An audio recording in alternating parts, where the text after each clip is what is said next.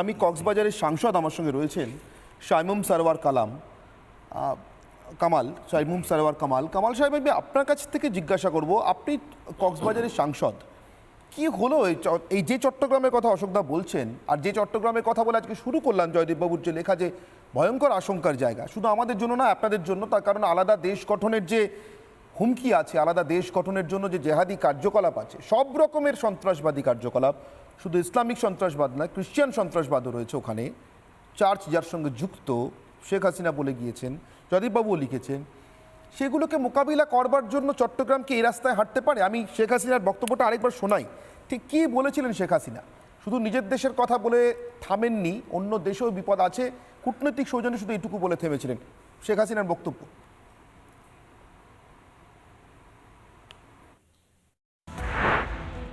ইস্তিমোর মতো বাংলাদেশেরও একটা অংশ নিয়ে তারপরে চিটাগাং, মিয়ানমার, এখানে একটা খ্রিস্টান স্টেট বানাবে, বে অফ বেঙ্গলে একটা ঘাঁটি করবে। তার কারণ হচ্ছে যে বে অফ বেঙ্গল এবং ভারত মহাসাগর, এখানে প্রাচীনকাল থেকে ব্যবসা বাণিজ্য চলে।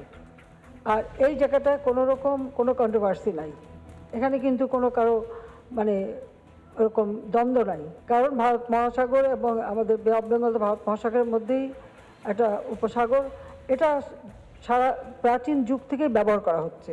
এই জায়গাটার উপরে অনেকেরই নজর, তো সেটা আমি হতে দিচ্ছি না, এটাও আমার একটা অপরাধ। কারণ এখানে মানে এয়ারবেস করে কার উপর হামলা করবে, যদি একটা দেশকে দেখানো হয়, কিন্তু সেটা তো না, আমি তো জানি আরও কোথায় যাবে।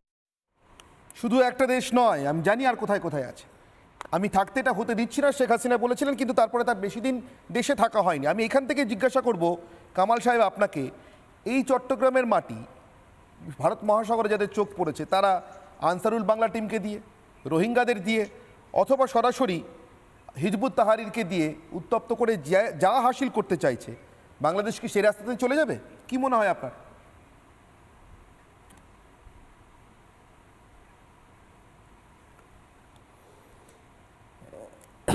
ধন্যবাদ আপনাকে।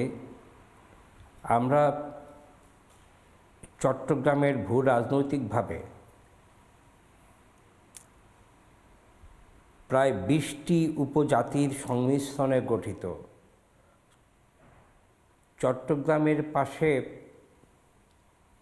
পার্বত্য চট্টগ্রাম, রাঙামাটি এবং বান্দরবান, এখানে রয়ে গেছে ক্ষুদ্র নৃগোষ্ঠী। আমার নির্বাচনী এলাকার পাশেই হচ্ছে আরাকান রাজ্য।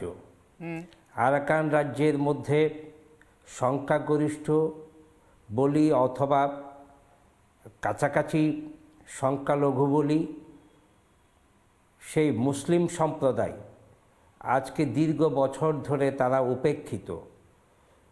সর্বশেষ 2017 সালে পরে যে 13 লক্ষ মুসলমান রোহিঙ্গা বাংলাদেশে চলে আসলো, সেই সময় মাননীয় প্রধানমন্ত্রী মানবিকভাবে তাদেরকে আশ্রয় দিয়েছিলেন, শেখ হাসিনা আশ্রয় দিয়েছিলেন। বিশ্বের কাছে আমরা সকলেই সমাদৃত হয়েছিলাম, আমরা জায়গা দিয়েছিলাম। ভারতও আমাদের প্রতি সহানুভূতি দেখিয়েছিল, সহযোগিতার হাতও বাড়িয়েছিল। কিন্তু এখন যেই ঘটনাগুলো ঘটছে, সেই আরাকান রাজ্যের মধ্যে আরাকান আর্মি এখন সেই যে অল্প কিছু মুসলিম ছিল তাদেরকেও বিতাড়িত করছে। যারা আসছে তাদের মধ্যে যেমন নিরীহ কিছু মুসলমান রোহিঙ্গা আছে, তেমনি তাদের মধ্যে সুশিক্ষিত, অস্ত্রশিক্ষিত সেই আরসা বাহিনীর অথবা আরএসও বাহিনীর সশস্ত্র গ্রুপের সদস্যরাও সেখানে আছে।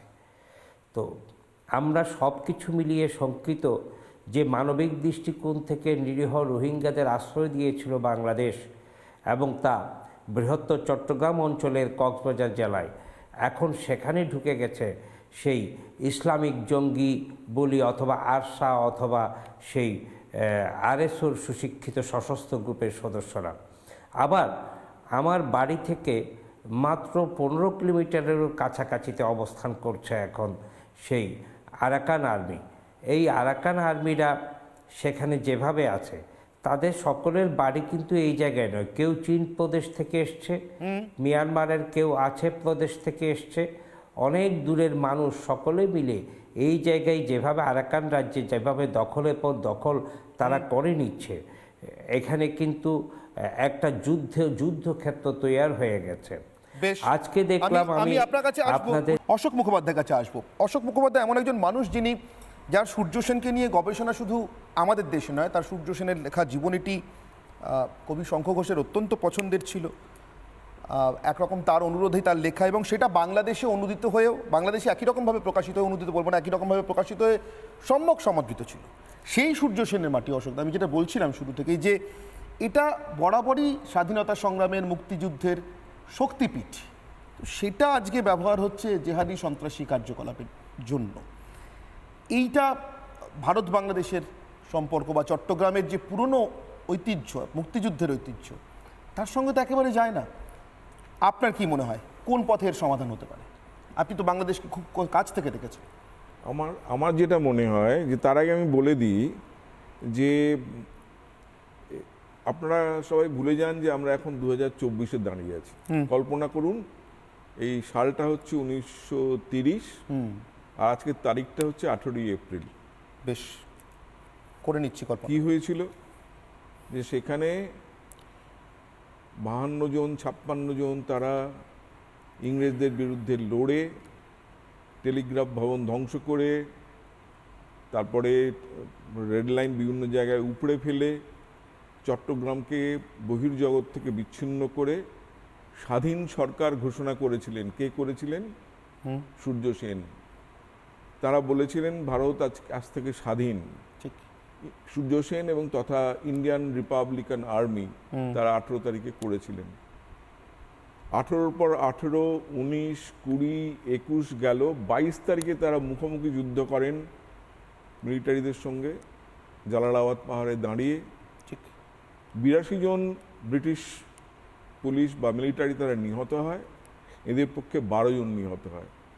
তারা এই লড়াইটা অসমর শক্তি নিয়ে লড়েছিলেন। ব্রিটিশদের হাতে ছিল মেশিন গান, এরা মাস্কেটরি রাইফেল নিয়ে লড়েছিল। ঠিক।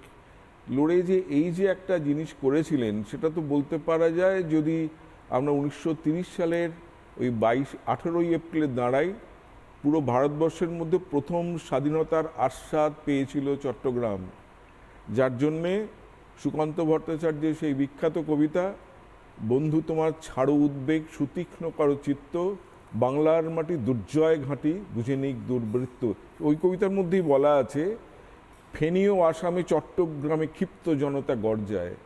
এই যে চট্টগ্রামের যে একটা ব্রিটিশ বিরোধী একটা মনোভাব, স্বাধীনতার যুদ্ধে তার যে অবদান, সেটা তো ভুললে চলবে না। আবার একই সঙ্গে 22 তারিখে যখন বিকেল 4টের সময় মিলিটারি নামছে, তাদের সঙ্গে কিছুক্ষণ পরেই লড়াই হবে। সেই দুপুরবেলা প্রচণ্ড রোদের মধ্যে, 22শে এপ্রিল, প্রচণ্ড রোদের মধ্যে জালালাবাদ পাহাড়, যার মধ্যে বেশি লতা গুল্ম ঝোপঝাড় গাছ সেরকম কিছু নেই, সেখানে শুয়ে শুয়ে সূর্য সেন তার সতীর্থদের কাছে গল্প করছেন চট্টগ্রামের আর এক ঐতিহ্য বায়াজিদের কথা। বায়াজি ছিলেন 9ম শতাব্দীতে চট্টগ্রামে এসছেন, তার স্মারক এখনো চট্টগ্রামে আছে, আমরা গিয়ে দেখেছি। এই বায়াজিদকে এক জ্ঞান তপস্বী, তার একটা, তিনি সুফি সাধক ছিলেন, তার মধ্যে এরকম কোনো গোঁড়ামো ছিল না। তাকে বলা হচ্ছে, বায়াজিদ আপনার বয়স কত? তিনি বলছেন 4 বছর। কেন 4 বছর কী করে হয় এতটা বয়স? বলছেন না, জীবনের 70 বছর বয়স অবধি আমি কিছু পাইনি, এই 4 বছর হলো আমি সেই একটা তপস্যা করে আমি কাউকে একটা পরম ইয়েকে আমি জানতে পেরেছি।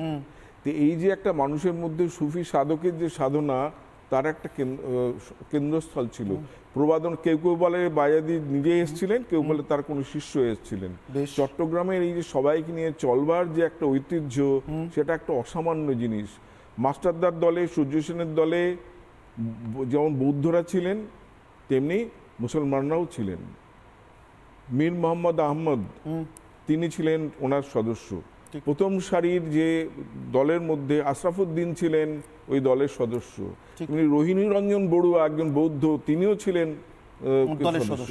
তার ফাঁসি হয়েছিল। আমি নানা ধরনের কন্টেন্ট দেখার জন্য লাইক করুন, শেয়ার করুন আমাদের ফেসবুক পেজ, সাবস্ক্রাইব করুন আমাদের ইউটিউব চ্যানেল।